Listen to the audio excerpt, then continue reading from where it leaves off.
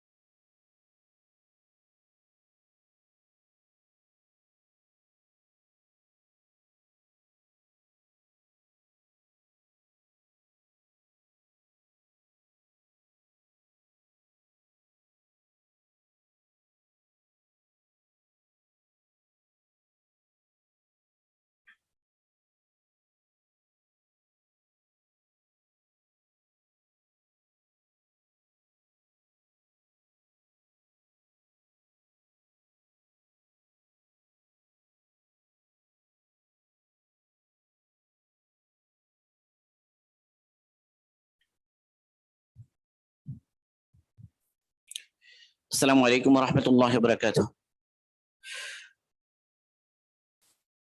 আলহামদুলিল্লাহি রাব্বিল আলামিন। আসসালাতু ওয়াসসালামু আলা আশরাফিল আমবিয়াই ওয়াল মুরসালিন ওয়া আলিহি ওয়া আসহাবিহি আজমাইন। আম্মা বা'দু ফাআউযু বিল্লাহি মিনাশ শাইতানির রাজীম। বিসমিল্লাহির রহমানির রহিম।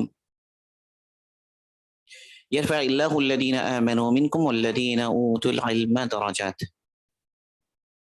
وقال رسول الله صلى الله عليه وسلم طلب العلم فريضة على كل مسلم أو كما قال عليه الصلاة والسلام। আলহামদুলিল্লাহ, আল্লাহ সুবহানাহু ওয়া তাআলার তৌফিকে এটি আমাদের ফরজাইন ইলম কোর্স এসএসসি 2022 ব্যাচের জন্য এটি আমাদের নিয়মিত দার্সের প্রথম দার্স বলা যায়, যেহেতু আমাদের আগের দার্স ছিল ইন্ট্রোডাক্টরি একটা ক্লাস। তো এটাকে আমরা প্রথম দার্সই বলতে পারি, নিয়মতান্ত্রিক ভাবে প্রথম দার্স বলতে পারি আর কি। তো আমাদের আজকে আলোচনা যে ইসলামী উলুম বা ইসলামিক জ্ঞান এর শাখা প্রশাখা সম্পর্কে একটা বেসিক আইডিয়া যেন আমাদের অর্জন হয় সে বিষয়ে আলোচনা হবে ইনশাল্লাহ।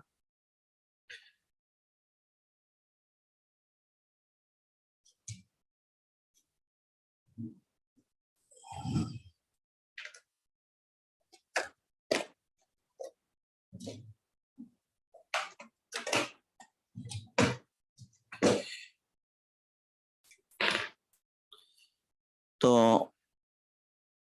উলুমে ইসলামিয়া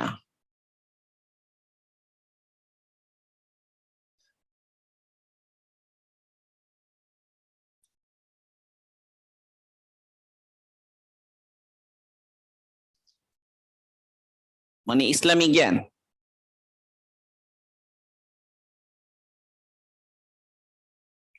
সমূহ এবং এর শাখা প্রশাখা।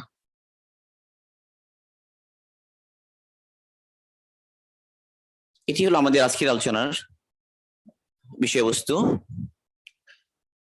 16/10/2022 ইংরেজি দুপুর 2:30 এই সময় আমাদের দাসটা শুরু হচ্ছে। ইসলামী উলুম এর আলোচনা করতে গিয়ে যে বিষয়টির আলোচনা আমাদের প্রথমেই করতে হবে সেটা হলো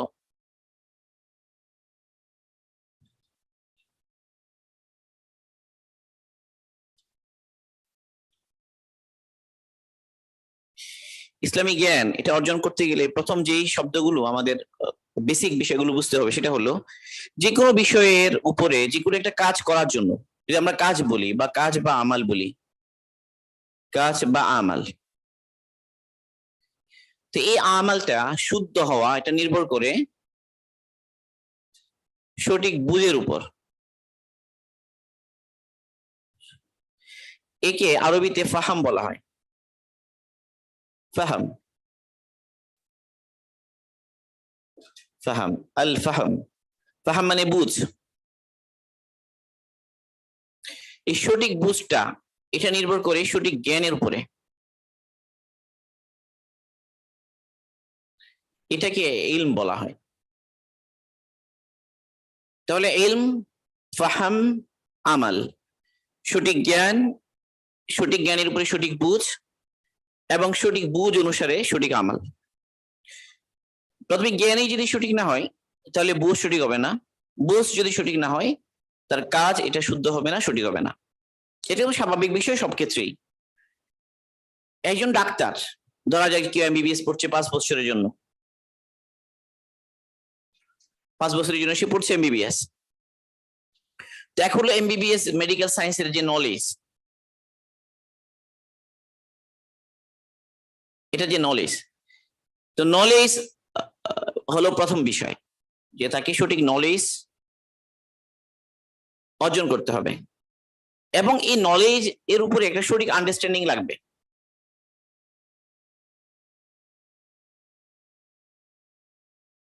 সে এটাকে সঠিকভাবে বুঝতে হবে। এই আন্ডারস্ট্যান্ডিং এর ভিত্তিতেই মানে তার অ্যাক্টিভিটিটা সঠিক হবে, বা তার টাস্ক গুলো, ওয়ার্ক যদি বলি আমরা, সেগুলো কি হবে, সঠিক হবে। তো নলেজ, আন্ডারস্ট্যান্ডিং এন্ড ওয়ার্ক। তো দিনের ক্ষেত্রে কি কথা, যে প্রথম স্তর হলো যে ইলম অর্জন, এবং ইলমের সঠিক ফাহাম বা বুঝ অর্জন করা। এরপর হলো এটাকে কাজে পরিণত করা বা আমলে পরিণত করা। যে কোনো মানুষ যে কোনো ক্ষেত্রেই যদি সে সফল হতে চায় বা সঠিকভাবে কোনো একটা কাজ করতে চায়, এই 3 স্তর তার সামনে রাখতে হবে। এটা আমাদের পেশাগত জীবনে বা আমাদের জাগতিক বিষয়গুলোতে যেমন সত্য, দিনী বিষয়গুলোতেও এই বিষয়টা সত্য। এই জন্য আমাদের এই 3 স্তরে, আমাদের দিনের ক্ষেত্রে যদি আমরা বলি যে আমরা দিনের ক্ষেত্রে আগে বাড়বো বা দিন শিখবো, দিনের ক্ষেত্রে আমাদের উন্নতি হতে হবে, তাহলে আমাদের এই 3টা বিষয়, এই 3 ধাপে আমাদের মেহনত করতে হবে, চেষ্টা চালাতে হবে। এক হলো সঠিক ইলম অর্জন।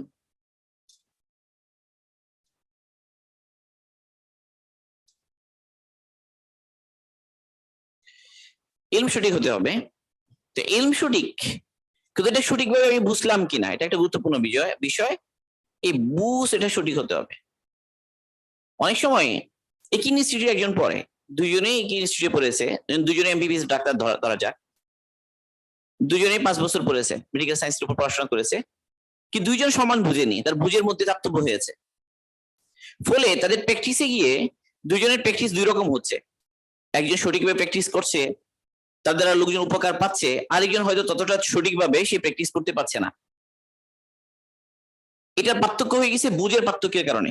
অথচ কারিকুলাম একই ছিল দুজনের জন্য, একই কারিকুলামে দুজনেই পড়াশোনা করেছে। কারিকুলাম একই হওয়া সত্ত্বেও একজন সঠিক বুঝ অর্জন করতে পেরেছে, আরেকজন সঠিক বুঝ অর্জন করতে পারেনি। তাহলে এখানে একটা পার্থক্য হয়ে যায়। সঠিক ইলমের সাথে সঠিক বুঝ অর্জন করতে হবে। সঠিক ইলমের সাথে সঠিক বুঝ এটা হবে কখন? তো এটার জন্য প্রথম হলো যোগ্য উস্তাদ লাগবে। যোগ্য উস্তাদ, উস্তাদ যোগ্য হতে হবে, যিনি তাকে ইলম এটা সঠিকভাবে শেখাবেন, বুঝিয়ে দেবেন। একেবারে নিজেরও একটা যোগ্যতা থাকতে হয়, এটা হলো নিজের মেধা এবং নিজের আন্তরিক প্রচেষ্টা, আন্তরিকভাবে শ্রম দেয়া, শ্রম যদি বলি আমরা, ওই শ্রম দিই। আরেকটা হলো ইখলাস। ইখলাস মানে হলো আল্লাহর জন্য সে ইলম শিখছে, লিল্লাহি তাআলা, আল্লাহর জন্য ইখলাস। এই বিষয়গুলো যখন অর্জিত হবে, সে সঠিক তার মেধাও থাকবে একটা পর্যায় পর্যন্ত। আল্লাহ পাক আমাদের মেধা দান করেছেন আলহামদুলিল্লাহ, জাগতিক পড়াশোনাগুলো যখন আমরা করি, তো মেধা একটা গুরুত্বপূর্ণ বিষয়। এরপরে শ্রম দিতে হবে আমাকে, শ্রম একটা গুরুত্বপূর্ণ বিষয়। এই কষ্ট করাটা জরুরি ইলমের জন্য, ইলমের জন্য কষ্ট করাটা জরুরি। ইমাম মুসলিম রহিমাহুল্লাহ ইমাম মুসলিম ওনার সহিহ মুসলিমের মধ্যে একটা উক্তি এনেছেন, যে উক্তিটা হচ্ছে একজন তাবেঈর। তাবেঈ বলা হয় যারা সাহাবা রাদিয়াল্লাহু আনহুমের সংস্পর্শ লাভ করেছেন, তাদেরকে তাবেঈ বলা হয়। রাসূলের যারা সংস্পর্শ লাভ করেছেন তাদেরকে সাহাবী বলা হয়, আর সাহাবীদের যারা সংস্পর্শ লাভ করেছেন তাদেরকে তাবেঈ বলা হয়, তাবেঈন। তো তাবেঈনদের মধ্যে একজন, তার নাম হচ্ছে ইয়াহিয়া ইবনু আবি কাসির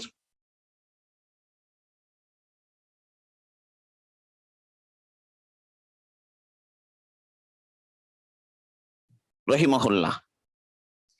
এই ইয়াহিয়া ইবনু আবি কাসির রহিমাহুল্লাহর একটা উক্তি ইমাম মুসলিম রহিমাহুল্লাহ সহিহ মুসলিমের মধ্যে এনেছেন। ইমাম মুসলিম রহিমাহুল্লাহ ওনার এই উক্তিটা, এই ইয়াহিয়া ইবনে আবি কাসিরের এই উক্তিটা 13টা সনদে এনেছেন, 13টি সনদে।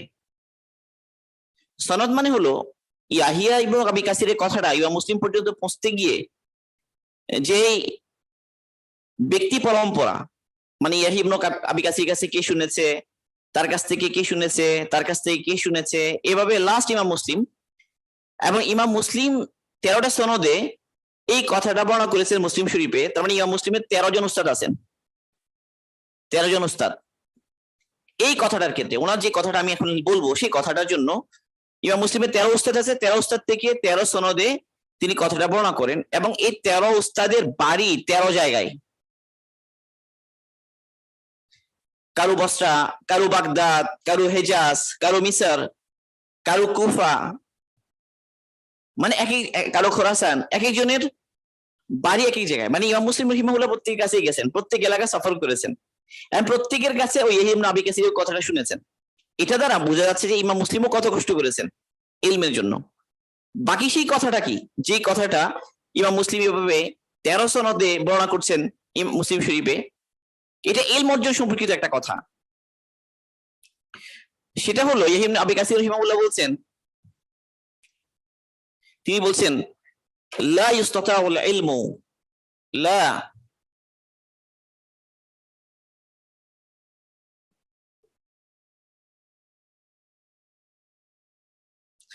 لا يستطيع العلم براحة الجسم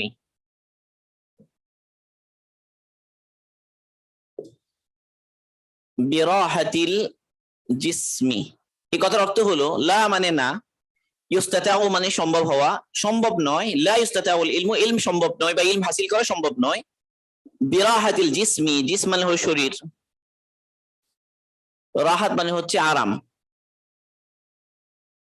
বা শব্দ অর্থ হচ্ছে সাথে, মানে শরীর আরামের সাথে ইলম হাসিল করাটা সম্ভব নয়।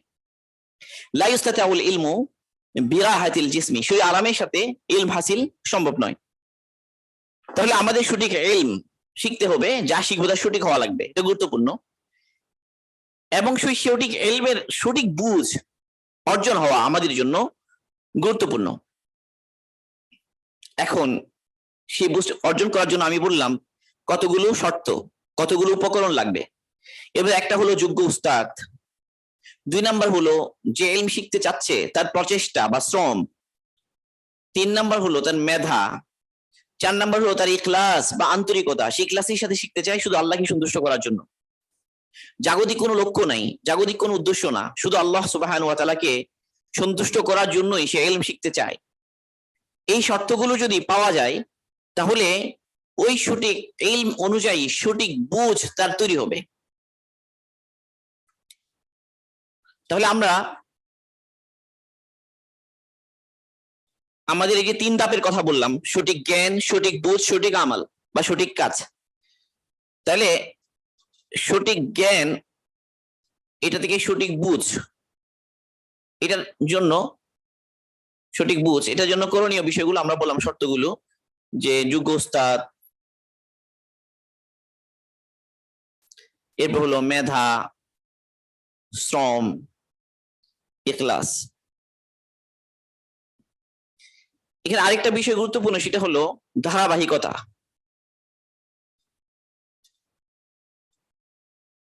ধারাবাহিকতা বলতে এটা বোঝানো হচ্ছে যে কিছুদিন পড়ি না, রেগুলারিটি নাই। হয়তো দেখা যায় প্রথম দার্সটা দেখলাম, এরপরে মাঝখানে 3টা দার্স আর আমি দেখলাম না, এরপরে পঞ্চম দার্সে গিয়ে আমি আবার শরীক হলাম। এই যে ধারাবাহিকতা না থাকলে, আমার যদি ছ্যাদ পড়ে যায় মাঝখানে, আমি অ্যাবসেন্ট থাকি, বা দার্স গুলো যদি দেখিয়ে না আনি, কোনো কারণে দার্স ধরতে পারিনি, এটা যদি আমি যথাসময়ে ধরে আবার যদি দেখিয়ে না আনি সুন্দর করে, তাহলে কিন্তু এই ধারাবাহিকতা না থাকলেও আমার সঠিক বুঝ তৈরি হবে না। কারণ কিছু শুনেছি, কিছু শুনিনি, কিছু বুঝেছি, কিছু বুঝিনি। আমাদের জাগতিক ক্ষেত্রে যেমন বিষয়টা গুরুত্বপূর্ণ, এক ব্যক্তি নামতা শিখেছে, নামতা শিখার পরে সে এখন অঙ্ক পারে, যোগ বিয়োগ গুণ ভাগ পারে। এরপরে সে আস্তে আস্তে আরো আগে বাড়বে, আরো বড় কঠিন অঙ্কগুলো সে পারবে। বীজগণিতে প্রধান সূত্র শিখবে, এরপরে অঙ্কগুলো পারবে। কিন্তু যদি এখানে কোথাও ছ্যাদ পড়ে যায়, যে ব্যক্তি সূচক পড়েনি সে লক বুঝতে চায়, ধরা যাক সূচক এবং লক একটার সাথে একটা সম্পর্কিত, সূচক শিখেনি, সে লক শিখতে চায়, তাহলে মুশকিল। বীজগণিত পড়েনি, সে বীজগণিত ভালো করে পারে না, সে ত্রিকোণমিতি বুঝতে চায়,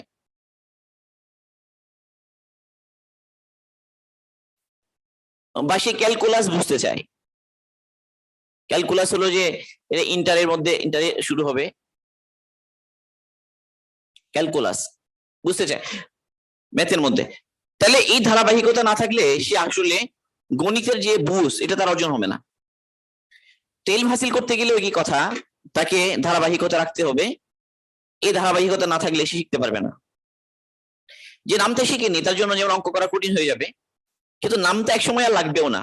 নামটা প্রথমে লাগে, পরে একসময় নামটা না পারলেও সে অঙ্ক পারে, কারণ সে নামটা থেকে যাওয়ার জন্য সে করে ফেলেছে, পরে আর তার নামটাও লাগে না। মানে অন্ধের জন্য চলতে গেলে লাঠি লাগে, কিন্তু যার চুক এসে গেছে, চুক যার গজিয়েছে, তারা লাঠি লাগে না। ব্যাপারটা এরকম। তো যে কোনো এলমের ক্ষেত্রে ব্যাপারটা এরকম যে প্রথমে তার মাবাদি বলে প্রাথমিক বিষয়গুলো আগে শিখতে হয়। যেগুলো আগে শিখার সেগুলো আগে শিখতে হবে। এই যেগুলো আগে শিখলাম এটার উপর ভিত্তি করে যেগুলো জিনিসগুলো দাঁড়ানো, সেগুলো পরে শিখতে হবে। এখন যদি কেউ কারোর মধ্যে এই শৃঙ্খলা না থাকে, যেটা পরে শিখা সেটা আগে শিখলো, যেটা আগে শিখা সেটা পরে শিখলো। আমাদের জেনারেল শিক্ষিতদের মধ্যে আজকাল মানে দিনে এলম শিখতে গিয়ে আমাদের যে সংকটটা, যে মুসিবতটা, সেটা হলো বিশেষ করে সোশ্যাল মিডিয়াতে আমরা যে বিষয়গুলো আলোচনা পাই, শুনি, বা যে বিষয়গুলো ওখানে কি হয় ভাইরাল হয়, বা যেটা ইস্যু তৈরি হয়, বেশিরভাগ হলো টার্সিয়ারি বিষয়, মানে আরো অনেক পরে বোঝার বিষয়। মানে অনেক পরে এর চেয়ে আরো প্রাইমারি অনেক বিষয়গুলো আমাদের শিখা থাকে না, জানা থাকে না। কিন্তু আমাদের সামনে চলমান যে ইস্যুগুলো থাকে, সেগুলো থাকে টার্সিয়ারি বিষয়, সেগুলোতে আমরা মাথা কামাতে থাকি, সেগুলো নিয়ে অজস্র পোস্ট করতে থাকি। ফলে বিক্ষিপ্ত কিছু দিন সম্পর্কে আইডিয়া তৈরি হয়, সঠিক ফাহামার বুঝ তৈরি হয় না, যেটা আমাদের জন্য অনেক সংকট তৈরি করে। তো এই জন্য এই ধারাবাহিকতা গুরুত্বপূর্ণ, যে ধারাবাহিকভাবে যেটা আগে শিখা সেটা আগে শিখতে হবে। গুণাঙ্ক করতে চায় আগে নামতা শিখতে হবে, বীজগণিত করতে চায় আগে আমাকে সূত্রাবলী শিখতে হবে। এবং আলিমে রব্বানি কাকে বলে, কোরআনের মধ্যে এই রব্বানি শব্দটা এসেছে, আলিমে রব্বানি বলা হয় এটাকে। ইমাম বুখারী রাহিমাহুল্লাহ তিনি তার বুখারী শরীফে আলিমে রব্বানি কে হবে তার ব্যাপারে উনি বলেছেন এখানে, যে যেই আলিমে রব্বানি হচ্ছেন যে ওই উস্তাদ, ওই শিক্ষক, যিনি যেটা সহজ এটা আগে শিখান, যেটা কঠিন এটার আগে। অর্থাৎ যেগুলো ছোট ছোট জরুরি ইলম সেগুলো আগে শিখান, বড় বড় আরো কঠিন বিষয়গুলো শেখানোর আগে। অর্থাৎ এটাকে আরবিতে তাদাররুজ বলা হয়। তাদাররুজ, আমি কিছু আরবি শব্দ মাঝে মাঝে বলি, সেগুলো কিন্তু অর্থ সহ বলে দিচ্ছি আবার। তাদাররুজ মানে হলো ধারাবাহিকতা, বা আমরা বলতে পারি ক্রমবিন্যাস। ক্রমবিন্যাস, কম কোনটা আগে শিখতে হবে, কোনটা পরে শিখতে হবে, এটা বোঝা, এটা গুরুত্বপূর্ণ। তো তাদাররুজ গুরুত্বপূর্ণ। তাহলে সঠিক জ্ঞান থেকে সঠিক বুঝ তৈরি হওয়ার জন্য এই বিষয়গুলো গুরুত্বপূর্ণ বললাম। যোগ্য উস্তাদ দরকার, মেধা দরকার, শ্রম দরকার, এবং ইখলাস দরকার, আন্তরিকতা ইখলাস দরকার। এরপর হলো তাদারুজ বা ধারাবাহিকতা দরকার, যেন ছেদ না পড়ে, আমি ছুটে না যাই। এরপর হলো যেটা গুরুত্বপূর্ণ সেটা হলো যে আল্লাহর কাছে দোয়া করা দরকার, আল্লাহর কাছে চাওয়া দরকার, দোয়া। আল্লাহুম্মা ইন্নী আসআলুকা ইলমান নাফিআ, আল্লাহ রাসূল দোয়া করতেন, দোয়া শিখাতেন, রব্বি জিদনি ইলমা, হে আল্লাহ আপনি আমাকে ইলম দান করেন। ইলমের জন্য আল্লাহর কাছে দোয়া করা। এই ক্লাসের পর একটা শব্দ আমরা লিখি যে দোয়া, এবং তাদের ধারাবাহিকতা এগুলো আমরা লিখি। তাহলে হয়ে গেল যে তাহলে সঠিক ইলম থেকে সঠিক বুঝ তৈরির জন্য কি করণীয়, কি কি জিনিস লাগবে। এরপরে আবার স্টেজ আছে একটা, এরপরে স্টেজ হলো সঠিক বুঝ এলো, এখন বুঝ অনুযায়ী আমাল তৈরি হওয়া।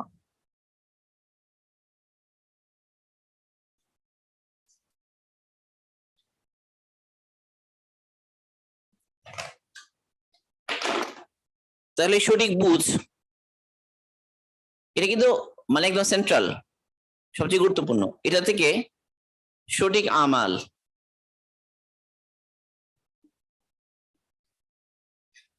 তাহলে ইলম, ইলম থেকে সঠিক বুঝ, সঠিক আমাল, লাস্ট হতে হবে কি ইলম এবং আমালের মধ্যে একটা যোগসূত্র তৈরি হতে হবে, যোগসূত্র বা বন্ধন তৈরি হতে হবে। তো ইলম যেটা, এটা সঠিক বুঝ কেমনে আসবে এটা আমরা বললাম। এবার সঠিক বুঝ থেকে সঠিক আমাল আসতে হবে। অনেক শিখলাম, অনেক বুঝি, অনেক জানি, কিন্তু আমালের ক্ষেত্রে আমি শূন্যের কোটায়, আমালের ক্ষেত্রে আমি মিসকিন। তাহলে আমার ওই ইলম এটা কোনো কাজে লাগলো না, বরং সে ইলম আমার বিরুদ্ধে দলিল হবে আখিরাতে। তো এই জন্য ইলম মোতাবেক একবার আমাল লাগবে। এখন এই আমাল তৈরি হওয়ার জন্য পরিবেশ লাগে, এগুলো পরিবেশ। পরিবেশ এরপর হলো শয়তান এবং নফসের বিরোধিতা।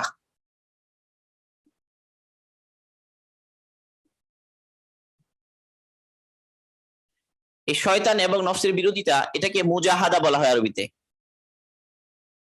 মুজাহাদা মানে মনের উল্টা চলা। নফস চায় না আমরা আমাল করি, শয়তানও চায় না যে আমরা আমাল করি।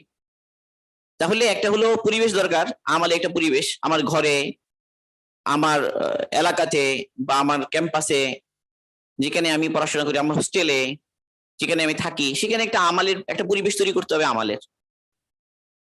এবং সাথে সাথে ওখানে আমাকে নফসের বিপরীতে চেষ্টা করে যেতে হবে, মুজাহাদা করতে হবে, কষ্ট করতে হবে আমলের পুরোটার জন্য। আমাল ধারাবাহিকভাবে আমল করে যেতে হবে। এরপর হলো যে আমলকারীদের সংস্পর্শ, আমলকারীদের সহবত বলে এটা আরবিতে, বা সংস্পর্শ। যারা আমল করে তাদের সংস্পর্শ লাগবে, আল্লাহ ওয়ালা যারা মুত্তাকি, মুত্তাকি যারা বুজুর্গানে দিন, তাদের সংস্পর্শ, তাদের দেখা, তারা কিভাবে আমল করেন সেটা যখন আমরা দেখব, তাদের সংস্পর্শে যাব, তখন আমাদের মধ্যে আমল আসবে। এবং সেই আমালটাই হলো আসল লক্ষ্য আমাদের। এবং ইলম এবং আমাল এই দুইটার যোগসূত্র বা বন্ধন, এটার নাম হলো সিরাতুল মুস্তাকিম,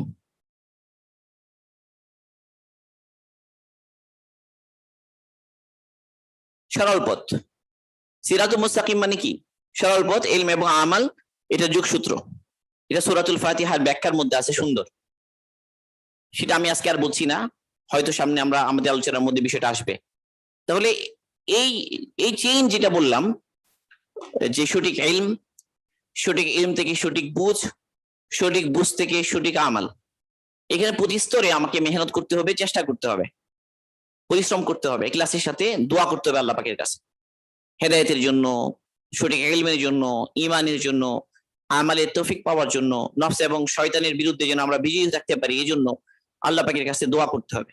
এইভাবে যখন আমরা চেষ্টা করতে থাকবো, ইনশাআল্লাহ আল্লাহ সুবহানাহু ওয়া তাআলা আমাদেরকে হেদায়েত দান করবেন, দ্বীনের উপরে আমাদের মজবুতি দান করবেন। এটা হলো একটা ভূমিকা স্বরূপ আমি কিছু কথা বললাম, কারণ এরপরে যে ইসলামী উলুমের আমরা শাখা প্রশাখা বলবো, সেটা বোঝার জন্য এই ভূমিকাটা গুরুত্বপূর্ণ, সেটা আমি অলরেডি বলে ফেললাম। এটা মনে রাখতে হবে। আল্লাহ পাক তৌফিক দান করেন আমাদেরকে।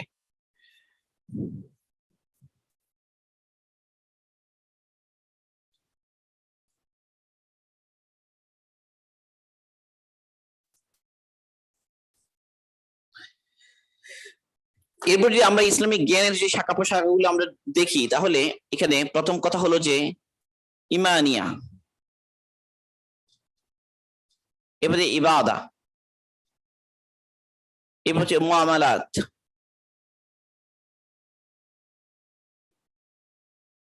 এরপর হলো মুআশারাত, এরপর হচ্ছে আখলাক।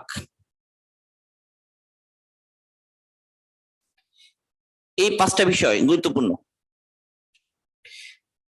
কোনটার গুরুত্ব কত বেশি সেই অনুসারে সাজানো হয়নি, এমনিতে সিরিয়ালি এইভাবে আমরা লিখেছি। ইমানিয়ত এটা কি? বিশ্বাসের সাথে সম্পর্কিত বিষয়। ইবাদত, ইবাদতের মধ্যে আমরা বলতে পারি সালাত, সাওম, এরপরে যাকাত, এরপরে হজ। মুআমালাত মানে হচ্ছে লেনদেন, কেনা বেচা। হক যেটা, একজন একজনের কাছে কি হক পাবে, হকের প্রশ্ন। এরপরে বিয়ে, যেটা এটাও একটা মুআমালাতের মধ্যে, বিয়ে শাদী। আরো বিভিন্ন ক্ষেত্র আসে যেগুলো মুআমালাতের ভিতরে ঢুকবে। এবারে মুআশারা মানে হচ্ছে যে পারস্পরিক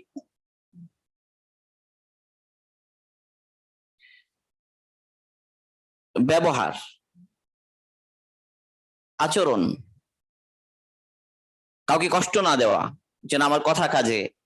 মুআশারা, কিভাবে খেতে হবে, কিভাবে চলতে হবে, কিভাবে কথা বলতে হবে, কিভাবে বড়দের সাথে আচরণ করতে হবে, কিভাবে ছোটদের সাথে আচরণ করতে হবে, আত্মীয় স্বজন, পাড়া প্রতিবেশী, বিভিন্ন লেভেলে। এটি হলো মুআশারাত। আর আখলাক হলো এটা ভিতরের বিষয়, আভ্যন্তরীণ বিষয়, মানে একজন মানুষের ভিতরের বিষয়, মানে অহংকার থেকে মুক্ত হওয়া, তারপর ধরেন হিংসা, হাসাদ থেকে মুক্ত হওয়া, রিয়া মানে লোক দেখানো আমল, ইত্যাদি থেকে মুক্ত হওয়া, কৃপণতা, লোভ, এই যে খারাপ বিষয়গুলো, এগুলো থেকে মুক্ত হওয়া, এবং বিনয়, তারপর ইখলাস, তাকওয়া, অন্যের জন্য প্রতি ভালোবাসা, সহানুভূতি, অল্পে তুষ্টি, কিন্তু ভালো ভালো গুণ, সেগুলো যেন আমার মধ্যে আসে, সেটা হলো আখলাক। তো এই প্রতিটা বিষয় হলো জ্ঞানের শাখা, প্রতিটা বিষয় ইসলামের শাখা। সেগুলোতে আমাদেরকে আস্তে আস্তে শিখতে হবে, জানতে হবে, এবং সেগুলো আমালে নিয়ে আসতে হবে।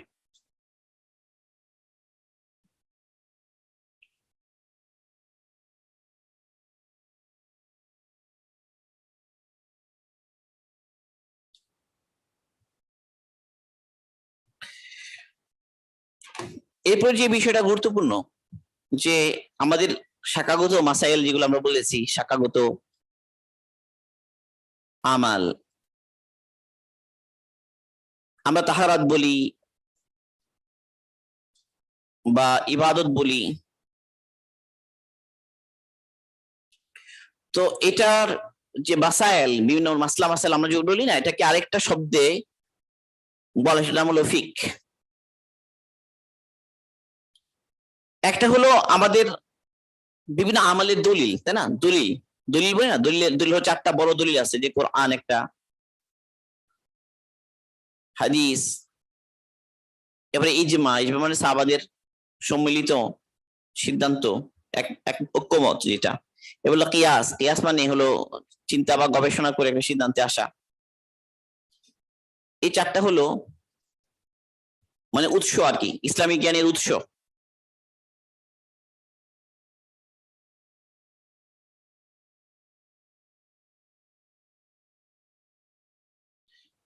সে এই উৎস থেকে আহরিত যে প্র্যাকটিক্যাল জ্ঞান, যেটা এটাই ফিক। মানে আমালি জিন্দেগিতে, বাস্তব আমালি জিন্দেগিতে কি করব কি করব না, কিভাবে করতে হবে, এটার যে একটা প্র্যাকটিক্যাল যে ব্যাখ্যা বা প্র্যাকটিক্যাল যে রূপ, এটা না ফিক।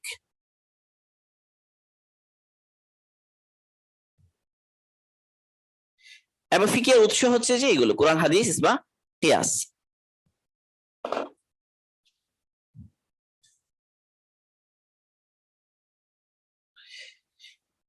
তাহলে ইসলামিক জ্ঞান শিখা মানে হলো ফিক শিখা। এই জন্য দেখা যাবে যে ধরা যে তাহারাত সম্পর্কিত ইলম, এটাকে বলা হবে ফিকহুত তাহারাত। এবারে ইবাদতের যে জ্ঞান, এগুলোকে বলা হবে ফিকহুল ইবাদা। মুআমালাতের ইলমকে বলা হবে ফিকহুল মুআমালাত, এবার বলা হবে। যেমন বিয়ে শাদীর যে ইলম, এটা বলা হয় ফিকহুন নিকাহ।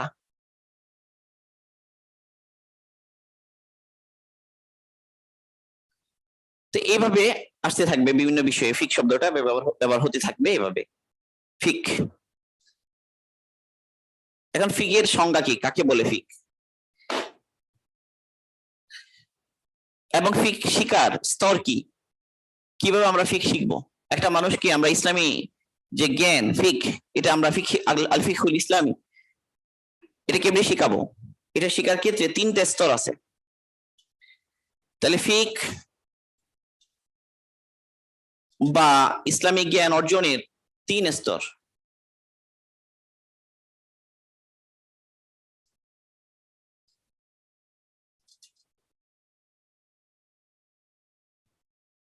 তিনটা স্তর।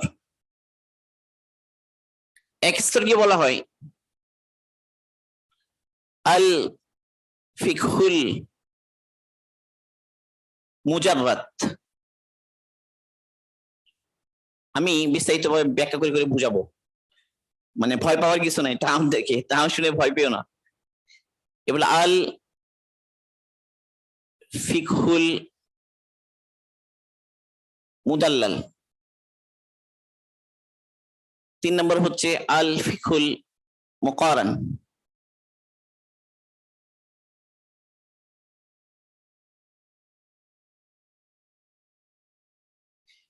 এই 3 স্তর। এখানে মুজাররাদ শব্দের অর্থ হচ্ছে খালি।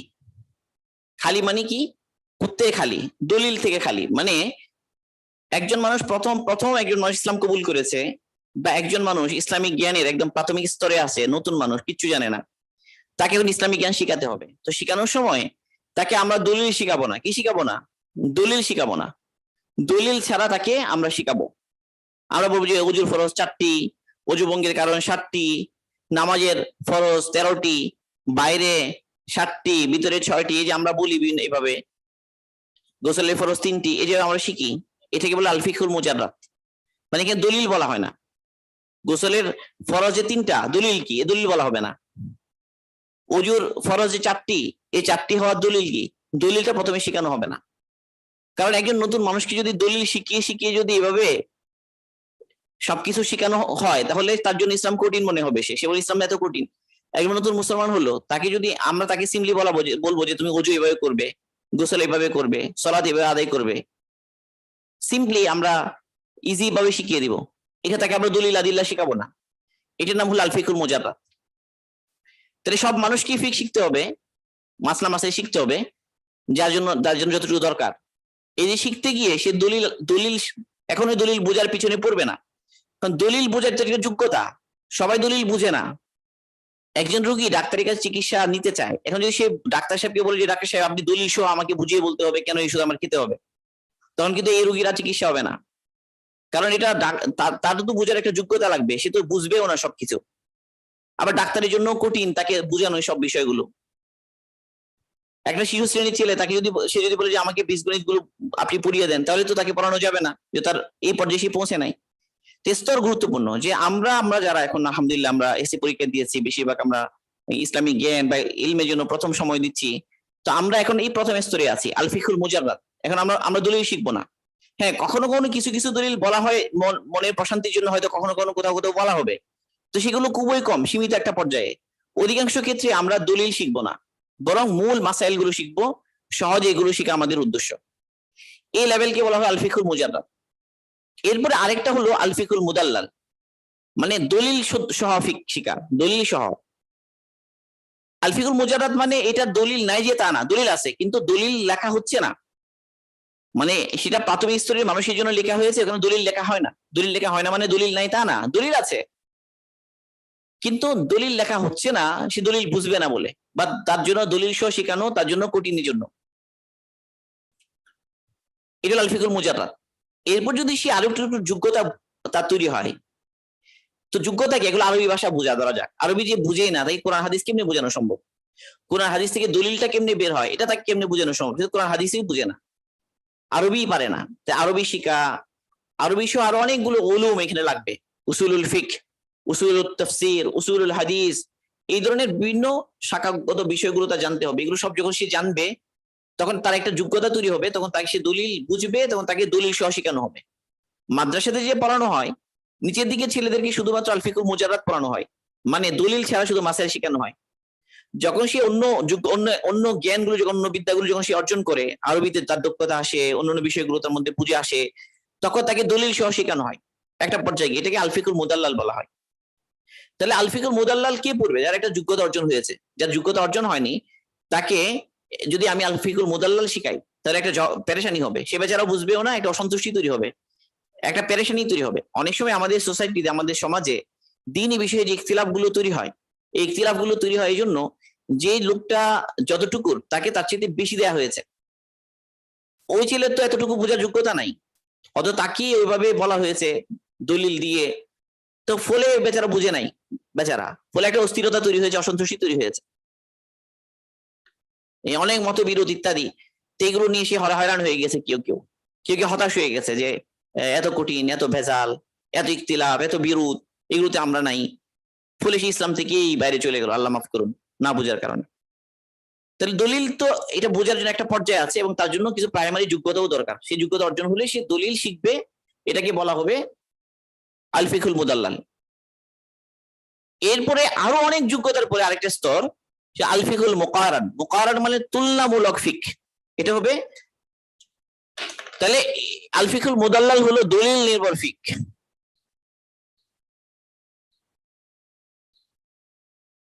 আর আল ফিকুল মুদাল্লাল মুকারান যেটা, এটা হচ্ছে তুলনামূলক ফিক। তুলনামূলক ফিক বলতে আমরা জানি যে শাখাগত মাসাইল গুলোর মধ্যে কিছু মাযহাব আছে, হানাফি, শাফিঈ, মালিকি, হাম্বলি, মাযহাবগত ডিফারেন্স থাকে। একই মাসালায় মাযহাবগত ডিফারেন্স থাকে। এই ডিফারেন্স গুলো বোঝার জন্য আরো যোগ্যতা লাগে। যে যে মাযহাব ফলো করে সে তো সে মাযহাবের মাসাইল গুলো সে শিখবে, জাস্ট আল ফিকুল মুজাররাদ, আল ফিকুল মুদাল্লাল। কিন্তু মুকাররান হওয়ার জন্য আর অনেক জ্ঞান লাগবে, অনেক জ্ঞানের প্রশস্ততা লাগলে তখন এই মাযহাবগুলোর মধ্যে, রায়গুলোর মধ্যে তুলনামূলক যে চর্চা, প্র্যাকটিস, গবেষণা, এগুলো করার যোগ্য হবে। এটা আল ফিকুল মুকাররান, এটা অনেক পরের বিষয়, সবার কাজ না, এটা সবার জন্য না। মানে আলেম হলেও হয় না, শুধু শুধু আলেম হলেও সেটা পারবে না, আলেম হওয়ার পরেও তাকে অনেক একটা যোগ্যতায় পৌঁছতে তখন সে পারবে। যেমন ডাক্তারদের মধ্যে, ইঞ্জিনিয়ারদের মধ্যে বিভিন্ন লেভেল আছে, তো ওলামাদের মধ্যে বিভিন্ন লেভেল আছে, ইসলামিক জ্ঞানেরও বিভিন্ন লেভেল আছে। আমাদের এই লেভেলগুলো বুঝতে হবে যে আমরা কোন লেভেলে আছি। তো আমরা তো আলহামদুলিল্লাহ খুব প্রাইমারি লেভেলে আছি এখন, যেটা আমরা ফরজে আইন ইলম বলছি, সেই পর্যায়ে আমরা আছি। তাহলে আমরা বেশিরভাগ তো আল ফিকুল মুজাররাদাই পড়বো, কিন্তু আল ফিকুল মুজাররাদটা এমন ভাবে পড়বো যে কখনো কখনো কিছু হয়তো দলিল বলা হবে আমাদের ইতমিনানের জন্য, কিন্তু সেটা আল ফিকুল মুদাল্লাল না। আসলে আল ফিকুল মুদাল্লাল এটা আরো উচ্চ স্তরের বিষয় এবং এটার জন্য যোগ্যতার প্রয়োজন হয়। নাহু, সারফ, আর ওই ব্যাকরণ, এগুলো জানতে হয়, সেগুলো আমরা জানি না, তাহলে আমাদের সেটা দরকার নেই। আমরা আল ফিকুল মুজাররাদ লেভেলেই শিখবো ইনশাআল্লাহ, এটা আমাদের উপকার হবে। আর ইতমিনানের সাথে, সন্তুষ্টির সাথে আমরা শিখবো, আমাদের উপকার হবে ইনশাআল্লাহ। তো এতটুকু যা বলা হলো, এটা হলো ইসলামিক জ্ঞানের শাখা সমূহ আমি বললাম, এবং স্তরগুলো কি এবং কোন স্তরে আমরা আছি সেটা আমরা কিভাবে শিখবো এটা আমরা বললাম। আমি এখনই, আমাদের আলোচনা মোটামুটি শেষ, এখন আমি মানে আনমিউট করে দিব এই স্টুডেন্টদেরকে। কারো কোনো এতটুকু যে আলোচনা হলো, কারো প্রশ্ন থাকলে সেই প্রশ্নগুলো আমরা জিজ্ঞেস করব, সেগুলোর ইনশাল্লাহ জবাব দেওয়া হবে ইনশাল্লাহ।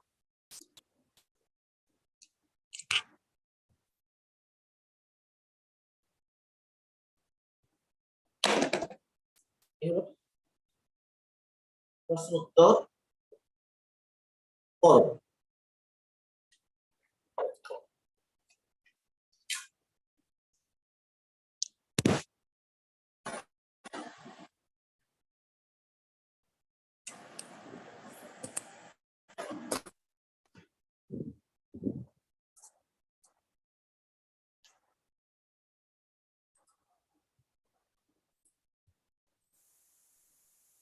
আসসালামু আলাইকুম ওয়া রাহমাতুল্লাহ। ওয়ালাইকুম আসসালাম ওয়া রাহমাতুল্লাহ। জি উস্তাদ, আপনি প্রথমে মেহনতের যে যে পর্যায়গুলো বললেন, সঠিক ইলম অর্জন, সঠিক বুঝ অর্জন, তারপর ধারাবাহিকতা, এই ধারাবাহিকতা মানে বিষয়টা যদি আর একটু মানে আর একটু সামান্য বিস্তারিত বলতেন যে ধারাবাহিকতা কিভাবে রক্ষা করা যায়, মানে কোন কোন প্রক্রিয়ার মাধ্যমে মানে আমরা ধারাবাহিকতা মানে রক্ষা করতে পারি, সেই বিষয়টা একটু। হ্যাঁ, আমরা ইনশাল্লাহ আমাদের এই কোর্সটা আমরা আমরা যেভাবে চালাবো ইনশাল্লাহ এই ধারাবাহিকতা রক্ষা করে আমরা চালাবো। আমরা যখন পুরো কোর্সটা শেষ করবো ইনশাল্লাহ, তো একজন তালিবে ইলমের খুব সুন্দর আইডিয়া হবে যে এখানে আহ আমরা কি ধারাবাহিকতা ফলো করছি, ইনশাল্লাহ এটা আমরা বুঝবো। তারপর আমি সংক্ষেপে একটু বলি। ধরা যাক একজন মানুষ সেই আকাইদের ব্যাপারে বলি। ধরা যাক যে ইসলামী আকিদার কতগুলো মৌলিক আকিদা আছে যেগুলোতে কোনো বিরোধ নাই, আহলুস সুন্নাহ ওয়াল জামা সবাই একমত যে বিষয়গুলো নিয়ে, এবং সবার যেগুলো জানা দরকার এবং সবাই যেগুলো বুঝবে। তাহলে এই স্তরটা প্রথমে শিখতে হবে। এখন একজন ধরা যাক যে এই স্তরটাই সে পারে না, জানে না, সে এমন সব বিষয় যেগুলো অনেক টাশিয়ারি বিষয়, অনেক পরের বিষয়, সেগুলোই সেই শিখা শুরু করলো বা সেগুলো আলোচনা সে শুনতে লাগলো, অথবা প্রাইমারি বিষয়গুলো তার শিখা হয়নি। তো প্রাইমারি বিষয়গুলো মজবুত না হলে শাখাগত বিষয়গুলোকে সে মৌলিক মত মনে করবে। তো শাখাগত বিষয়গুলো যে বিনোদনের ইখতিলাফ গুলো যখন সে দেখবে, দেখে সে হতাশ হয়ে যাবে। এটা হচ্ছে কেন, যে বিষয়টা হয়তো তার দরকারও ছিল না, যে ইখতিলাফে যাওয়া তার দরকারও ছিল না, সেখানে সে চলে গেল, চলে গিয়ে সে একটা ভেজালের মধ্যে পড়লো। এটা দরকার ছিল না। এই অসন্তুষ্টি তৈরি হলো কেন, সে ধারাবাহিকতা রক্ষা করে না এই জন্য।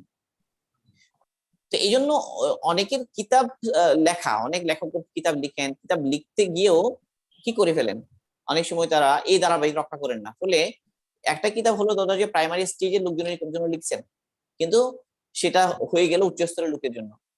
মানে আসল কথা হলো আমাদের মার্কেটে যে কিতাবগুলো ছাপানো হয় এবং কিতাব বিক্রি হয়, এখানে কিন্তু পাঠকের শ্রেণীক্রম লিখে দেওয়া হয় না, যে এই বইটা কোন শ্রেণীর পাঠকের জন্য এটা মানে লিখে দেওয়া হয় না। সবাই মনে করে যে এটা তো দিনী কিতাব, সবাই পড়তে পারে। তো সবাই সব ধরনের কিতাবই নেয় পরে, বাস্তবে সেটা হয়তো সে উপযোগী সে ছিল না, আরো প্রাইমারি নলেজ দরকার ছিল তার। কিন্তু সে হাতের নাগালে দেখেছে বা ইউটিউবে বা ফেসবুকে সে কোনো একটা কিতাবের সে কি শুনেছে, অ্যাডভার্টাইজ শুনেছে, বিজ্ঞাপন শুনেছে। অনেকে যেমন কিছুদিন আগে আমাদের দেশের একজন বড় শাইখের, বড় একজন আলিম, উনি কিছুদিন আগে মারা গিয়েছেন, মানে মুফতি আজম পর্যায়ের মানুষ। তো ওনার একটা ফতোয়ার কিতাব ছাপা হয়েছে, 13 মানে বড়। তো একজন স্কুল টিচার আমাকে বললেন যে আমি কি এই বইটা আমি কিনতে চাচ্ছি। তো আমি বললাম এটা তো আপনার খুব বেশি কাজে দিবে না, এটা যারা আলিম এবং মুফতি তাদের বেশি কাজ দিবে। তারা এই কিতাব দেখে অনেক সময় তাদের অনেক ফতোয়া দিতে হবে, সেক্ষেত্রে তাদের কাজ দিবে। তো আপনার এই কিতাব কিনে লাভ নাই, আরো প্রাইমারি কিতাব আপনার কিনা দরকার। এখন যদি তিনি আমার কাছে এই পরামর্শ না নিতেন, দেখা যেত যে উনি ওই কিতাবটা পড়লেন, পড়ে দেখা যাবে যে অনেক মাসলা মাসাইলের ক্ষেত্রে বিভিন্ন ধরনের ইখতিলাফ বা জটিলতা দেখে উনি একটা হতাশার মধ্যে পড়ে গেলেন, বা অনেক বিষয় কঠিন বিষয়গুলো উনি পড়া শুরু করলেন। এবং এগুলো জানা বা বোঝার জন্য যে স্তরটা ওনার দরকার সেটা ওনার আগে থেকে অর্জিত না। অর্থাৎ ক্লাস 6 এর ছেলেকে ক্লাস 10 এর বই দিলে যেরকম হবে, ক্লাস 6 এও বিজ্ঞান বই আছে, ওখানেও একটা টপিক ধরা যায় যে শক্তি, তাপ ইত্যাদি আলোচনা আছে, আবার ক্লাস 10 এও আছে। ক্লাস 10 আলোচনা যদি সে ক্লাস 6 এর ছেলে পড়ে, তাহলে তার যে পেরেশানিটা হবে এখানেও ঠিক এই পেরেশানি গুলো হবে। এই হলো ধারাবাহিকতার বিষয়টা আর কি। যেটা যেটা প্রথমে যেগুলো আমার জানা আগে দরকার ছিল আগে শিখা, এরপর আস্তে আস্তে মানে সিরিয়াস পর্যায়ে যাওয়া, আস্তে আস্তে যাওয়া। এবং সবার একজন উস্তাদ থাকা চাই, একজন তার গাইড থাকা চাই, যিনি তাকে রাহবারি করবেন, তাকে তার পথ দেখাবেন। যে কোনো বই কেবল অ্যাডভার্টাইজ দেখলে কিনে না ফেলা, বরং তার একজন যোগ্য একজন মানে বড় কেউ থাকা দরকার, যার কাছে এসে পরামর্শ নিয়ে চলবে। এটা জি। জাযাকাল্লাহ উস্তাদ।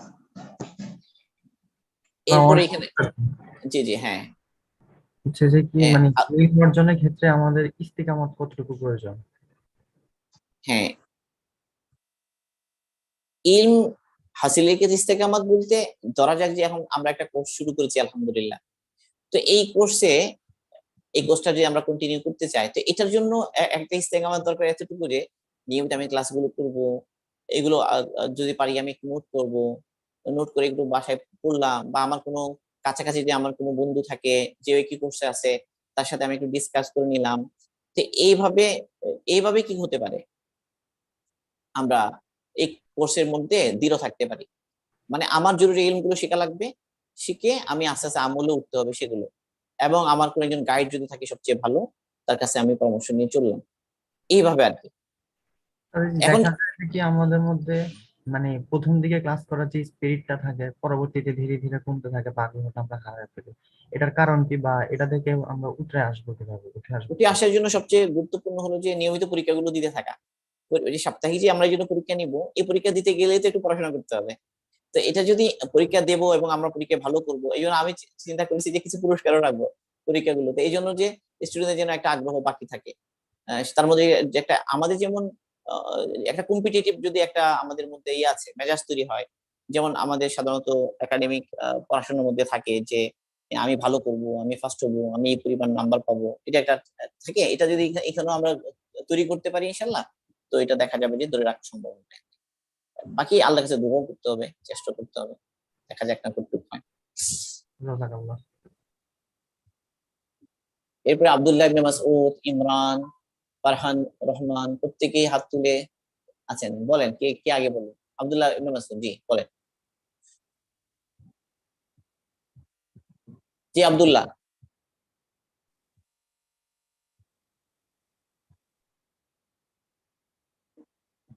কথা শুনছি না, আর একবার অন একবার অফ হচ্ছে।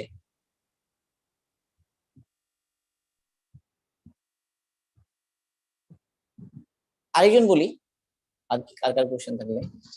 ফারহান, জি। আসসালামু আলাইকুম। ওয়ালাইকুম আসসালাম ওয়া রাহমাতুল্লাহ, জি। হ্যাঁ, আপনি যে বললেন যে ইলম আর সঠিক আমলের যোগসূত্র যেটা আর মানে বন্ধন যেটা, সেটা হচ্ছে সিরাতুল মুস্তাকিম, মানে এই কথাটা আমি বুঝিনি। আচ্ছা আচ্ছা, এই কথাটা বিস্তারিত বুঝতে গেলে আরেকটু সূরা ফাতিহার তাফসীর করে ফেলতে হবে। সেটা হলো যে কোরআনে পাকে আল্লাহ পাক বলছে ইহদিনাস সিরাতাল মুস্তাকিম সিরাতাল লাযিনা আন'আমতা আলাইহিম গায়রিল মাগদুবি আলাইহিম ওয়ালাদ-দাল্লিন। ইহদিনাস সিরাতাল মুস্তাকিম মানে হে আল্লাহ, আপনি আমাকে সরল পথ দেখান। এরপরে কথা শেষ করেন, বলেন যে সিরাতাল লাযিনা আন'আমতা আলাইহিম, ওই সমস্ত লোকের পথ যাদেরকে আপনি নিয়ামত দান করেছেন। আর নিয়ামত দানকারী কারা, এদের প্রসঙ্গে কোরআনে অন্য জায়গায় বলেছেন আল্লাহ পাক উলাইকাল লাযিনা আনাল্লাহু আলাইহিম মিনান নাবিয়্যিনা ওয়াস সিদ্দিকিনা ওয়াশ শুহাদা ওয়াস সালিহিন ওয়া হাসুনা উলাইকা রাফিকা। আল্লাহ বলেছেন যে নিয়ামত প্রাপ্ত লোকগুলো হল তারাই যারা হচ্ছে নবী, সিদ্দিক, সুহাদা, সলিহিন, এবং সঙ্গী হিসাবে তারা প্রতি উত্তম। তো বোঝা গেল যে তারা আম্বিয়া, সিদ্দিকিন, সুহাদা, সলিহিন তারাই হলো কি নিয়ামত প্রাপ্ত, মানে তাদের পথ আমাদের অনুসরণ করতে হবে। আর তাদের কমন বৈশিষ্ট্য কি, এলম এবং আমলকে জমা করা। যাক, এখন এটা ক্লিয়ার হচ্ছে না, এরপর আরো অংশ আছে। গায়রিল মাগদুবি আলাইহিম ওয়ালাদ-দাল্লিন, আল্লাহ আপনি তাদের প্রতি আমাদেরকে চালাবেন না যারা পথভ্রষ্ট এবং যারা অভিশপ্ত। একদল হলো গায়রিল মাগদুবি আলাইহিম, মাগদুবি আলাইহিম মানে লানত প্রাপ্ত। এরা কারা, মেনলি ইয়াহুদ। তারা লানত প্রাপ্ত হলো কেন, কারণ তাদের কাছে কিতাব ছিল কিন্তু কিতাব অনুযায়ী তারা আমল করতো না, এলিম ছিল আমল করতো না, এই জন্য তারা মাগদুবি আলাইহিম হয়েছে। মাগদুবি আলাইহিম হবে তাহলে ওই লোকটা যে এলিম শিখে কিন্তু আমল করে না, সে তার পরিণতি হবে মাগদুবি আলাইহিমের মতো। একজন দলিন কারা, যারা আমল করতে কিন্তু এলিম ছিল না, এলিম না থাকার কারণে তারা আমল করেছে মন মতো, মন গড়া, ফলে তারা গুমরা হয়ে গেছে। দলিন মানে পথভ্রষ্ট হয়ে গেছে। তো পথভ্রষ্টতা থেকে বাঁচতে হলে আমার ইলম লাগবে। আর দলিনের অন্তর্ভুক্ত হওয়া, মাগদুবি আলাইহিমের লানতপ্রাপ্ত হওয়া থেকে বাঁচতে গেলে আমার ইলম লাগবে, আমল লাগবে। তাহলে ইলম এবং আমল দুইটা জমা করার নামই হলো ওই নিয়ামত প্রাপ্তদের মধ্যে হওয়া, যেটা সিরাতুল মুস্তাকিম। এই হলো মোটামুটি ব্যাখ্যা, সংক্ষেপে বললাম। আরো অনেক বিস্তারিত করে বলা বলা দরকার ছিল, কিন্তু এত সময় তো এখন নাই। জি। জি, আরেকটা আসসালামু আলাইকুম হুজুর। ওয়ালাইকুম আসসালাম ওয়া রাহমাতুল্লাহ। এটা কি শুধু এসএসসি ব্যাচের জন্য নাকি অন্য কোনো বড় ব্যাচ করতে পারবে, যেমন ডিপ্লোমা যারা আছে?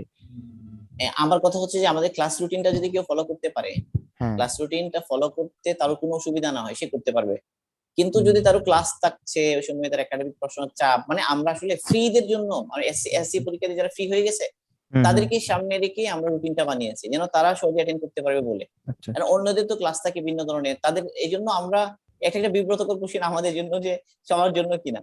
তো হুম, হুম, আমরা আবার কাউকে এলিমের ব্যাপারে নাও করতে চাচ্ছি পারছি না যে মানে কেউ করতে চাচ্ছে, আমরা তাকে বাধা দিব কিভাবে। হুম, তো এখানে আসলে কারো যদি সুযোগ থাকে না, সে করতে পারে। কেউ যদি আমাদের ক্লাসগুলো ধরতে পারে নিয়মিত, হুম, নিয়মিত না ধরলে তো সে উপকৃত হবে না। আমরা তাকে ধরা যাক যে আমরা গোল করে দিলাম, কিন্তু হুম, সে বেচারা আসলে ওই সময় ক্লাসের ব্যস্ত থাকে, পড়াশোনার চাপ, পরীক্ষা, সে তো আলটিমেটলি পারবে না।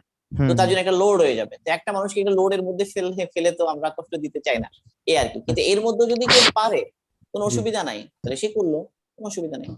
জি, ধন্যবাদ। উস্তাদ, আরেকটা বিষয় হচ্ছে, আপনি যে শাখাগত বলছেন যে ইমানিয়াত, ইবাদত, মুআমালাত, এগুলো কিসের শাখা? এটা হলো মানে ইসলামেরই শাখা ধরা যাক। মানে ইসলাম যদি আমরা বলি, তো ইসলামের মধ্যে এই বিষয়গুলোর উপর ফোকাস করতে হবে আমাকে। ইমানিয়ত যেমন লাগবে, এবারে ইসলাম ইবাদত, ইসলামের একটা অংশ, ইবাদতও করতে হবে, লেনদেনটা শুদ্ধ হতে হবে, আরেকজনের হকের বিষয়টা ক্লিয়ার করতে হবে, এটা হলো মুআমালাত। আবার আমরা যেহেতু সামাজিক জীব, মানুষে সমাজে বাস করি, সামাজিক শিষ্টাচার যেটা, এটা আমাদের জানা থাকতে হবে, যেন আমাদের অন্য কেউ কষ্ট না পায়, এটা হলো মুআশারাত। আবার আমার অন্তরটা পবিত্র হতে হবে, এটা হলো আখলাক। তাহলে এই এই সবগুলো বিষয় আমাদের থাকতে হবে, লাগবে, এই আর কি। জি, জাযাকাল্লাহ। হ্যালো উস্তাদ, আসসালামু আলাইকুম। ওয়ালাইকুম আসসালাম ওয়া রাহমাতুল্লাহ। জি, জি সাব্বির, জি। আমরা যদি উস্তাদ লাইভ ক্লাস করি, আবার ওয়েবসাইটেও কি আমাদেরকে ক্লাসগুলো দেখা লাগবে আবার? না না না, লাইভ ক্লাস যে করছে তার তো আর দেখার দরকার নাই, সে ওখানে শুধু কমপ্লিট বাটনটা টিপবে। ও মানে আচ্ছা আচ্ছা। ওখানে একটা কমপ্লিট বাটন আসবে জি, প্রতি দার্সে, ওটা চেপে দিলে ওখানে, তো তার এটা মানে কমপ্লিটেড হিসেবে আমাদের কাছে তথ্য আসবে যে সেটা কমপ্লিট করেছে। আচ্ছা কিন্তু ধরা যায় যে কেউ ক্লাস করে নাই, এরকম তো অনেক মানুষ থাকবে যে যে করে না, তাকে তাকে ওই দার্সটা ওখানে ওয়েবসাইটে দেখে আগাতে হবে সামনে। আচ্ছা অর্থাৎ আচ্ছা। আমাদের সিস্টেমটা হলো এমন যে যেন কেউ বঞ্চিত হয়ে না যায়, আলটিমেটলি যেন তার একটা ধারাবাহিকতা রক্ষা হয়। জি কেউ জি। যদি এবং আমরা চাইবো যে লাইভ ক্লাস করা করুক সবাই, এটা আমরা চাইবো। কারণ লাইভ ক্লাস না করলে আসলে পরে ওখানে খুব কম মানুষই করে, এগুলো আমাদের এক্সপিরিয়েন্স আর কি। আমাদের তো ফ্রি কোর্স তো মানুষ এটাকে ফ্রি বলে মানুষ সস্তা জিনিসকে মূল্যায়ন করে না, এটা হলো আমাদের বৈশিষ্ট্য জি জি। মানে সাধারণভাবে। তো এই জন্য দেখা যায় যে ওই লাইভ ক্লাসে যদি অ্যাটেন্ড না করি সিরিয়াসলি, পরে এদেরকে আর খুঁজে পাওয়া যায় না, এগুলো আমরা দেখি আর কি। সেই জন্য আমরা পরীক্ষার সিস্টেমটা রেখেছি, পার্সেন্টেজ দেওয়ার একটা সিস্টেম আছে আমাদের, এটা আমরা গুগল ফর্মের মাধ্যমে নিব এটা সামনে। আচ্ছা আচ্ছা। হ্যাঁ, মেয়েদের জন্য আলিমদের সৌবতের বিষয়টা এটা হলো যে ওরা আমাদের কিতাবাদি পড়া, দিনী কিতাবাদি পড়া, আর যেখানে মাসরুফের বিভিন্ন মহিলাদের জন্য তালিম আছে বা ওলামা ইকরামের কিছু বায়ানাত যদি কোথাও মহিলাদের জন্য হয়ে থাকে, সুযোগ থাকলে এগুলো করা। আর একটা সুন্দর সিস্টেম হতে পারে যে মাঝে মাঝে ঘরের পুরুষদেরকে দিয়ে কোনো আলেমকে ঘরে নিয়ে এসে ঘরের মধ্যে কিছু ঘরোয়া মজলিস কায়েম করা। একজন আলেম উনি ঘরের মধ্যে পর্দার আড়ালে থেকে উনি বয়ান করবেন, মহিলারা শুনবেন। তো এইভাবে যদি একটা সংস্পর্শ বা সৌবতের দ্বারা উদ্দেশ্য হলো যে আসলে তার কাছ থেকে এলম এবং আমলওয়ালা লোকের কাছ থেকে আমলের কথা শোনা, এটাই মেইনলি। একজন আমলওয়ালা লোকের কাছ থেকে কথা শোনা আর যে আমল করে না তার কাছ থেকে কথা শোনা কিন্তু দুইটাই কি রকম না। তো আমাদের অনলাইন ক্লাসগুলোর মাধ্যমেও এটা কিছু তো হবে, একদম হবে না তা না, কিন্তু আরো আরো যদি এটা আমরা আরো অ্যাক্টিভলি আরো মজবুত ভাবে যদি এটা আমরা চাই, তো নিজের এলাকাতে যারা আল্লাহওয়ালা আলিম উলামা আছেন তাদের সাথে আমাদের ঘরের পুরুষরা যারা আছে তাদেরকে সম্পর্ক করিয়ে দিলাম।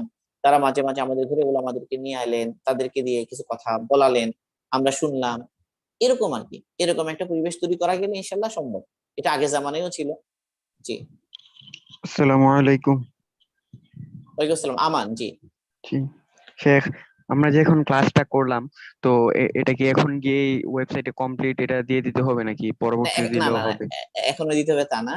মানে ক্লাস আমরা করলাম, পরে আমরা দিলে, যেমন ধরা যাক যে আমি চাইবো যে 1 সপ্তাহ হয়ে গেলে, যেমন ধরো 1 সপ্তাহের মধ্যে যা ক্লাস হয়ে গেছে প্রত্যেকে যেন কমপ্লিট করে ফেলে, এটা আমরা চাইবো। এরপর আমরা একটা পরীক্ষা নিব, কারণ কে কমপ্লিট করলো কে কমপ্লিট করলো না এটা তো বোঝার উপায় নাই যদি সে ওখানে কমপ্লিট বাটনটা না টিপে, এই আর কি।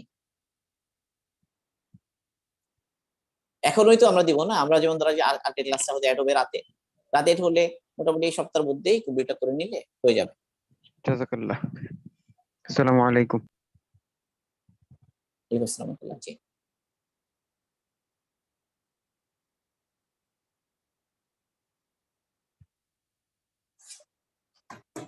আচ্ছা, এখানে কিছু কোশ্চেন আছে, এগুলো আমি দেখছি। তো রুটিন, আচ্ছা রুটিনের বিষয়টা, রুটিন কেমনে তৈরি হবে এরকম একটা আলোচনা আমরা না হয় করলাম সামনে সামনে ইনশাল্লাহ। আর আরো কিছু দর্শ যে দিয়েছি না আমরা, ওটা হলো আগে 2টা দর্শ আছে, এই 2টা দর্শ একটু দেখে নিলে ভালো হবে। এটা আমরা ওয়েবসাইটে দিয়ে দিয়েছি। ওয়েবসাইটে আমাদের যে দাসুল হাদিস এর হেডিং, এই দার্সগুলো হচ্ছে আমাদের ইমান এবং আখলাক রিলেটেড আলোচনা, সেগুলো কিন্তু আমাদের কোর্সের অংশ। সেই জন্য সেটা আমরা ইনশাল্লাহ প্রত্যেকে ওইভাবে দেখে নিব ইনশাল্লাহ, ওগুলো দেখে নিব, দেখে নিলে ভালো হবে, উপকার হবে ইনশাল্লাহ।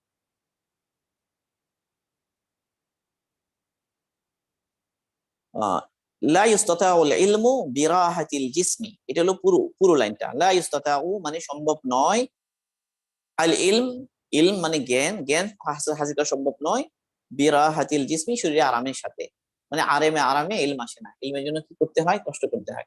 আরেকটা গুরুত্বপূর্ণ কথা আমার ছুটে গেছে, সেটা ইলমের জন্য আদাব লাগে, কিতাবের প্রতি আদাব, উস্তাদের প্রতি আদাব, ইলমের প্রতি আদাব। আদাব একটা গুরুত্বপূর্ণ বিষয়। সেটা আমরা আরেক সময় ইনশাআল্লাহ আলোচনা করে দেবো আল্লাহ চাহে ইনশাআল্লাহ। জি, আর কারো কোনো কথা?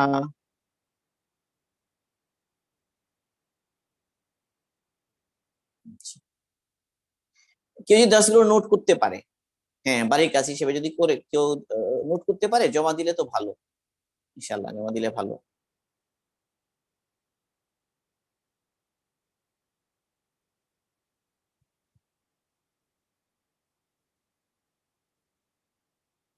ঠিক আছে, আর কারো কোনো কথা? না না না, জুম অ্যাপে কমপ্লিট বাটন নাই, এটা বুঝতে ভুল হয়েছে। সেটা কমপ্লিট বাটনটা হচ্ছে যে ওয়েবসাইটে এই যে দাসটা আমরা যারা দেখলাম পুরোপুরি, তো ওয়েবসাইটের মধ্যে আমাদের প্রত্যেক একটা ড্যাশবোর্ড আছে প্রত্যেক স্টুডেন্টের। ওই ড্যাশবোর্ডে ঢুকে ওখানে আমি ওই কি করব, আমরা যে ওখানে ঢুকবো এনরোলমেন্ট যেখানে লেখা আছে এনরোল জায়গায়, মানে লেসন গুলো দেখার যে একটা অপশন আছে না, ওখানে যেই ভিডিও চালু হবে ওটার উপরের দিকে একটা কমপ্লিট বাটন আছে, ওটা চাপ দিলে হচ্ছে।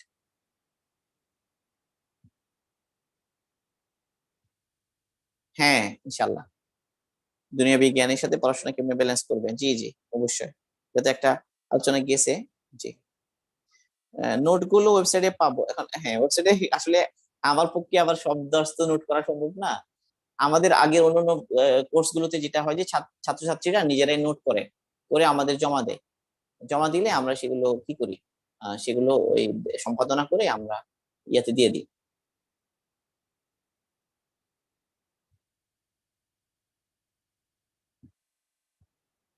হ্যাঁ সবাইকেই ওয়েবসাইটে এনরোল করানো হবে, সবাইকে হবে ইনশাল্লাহ আল্লাহ চাহে তো।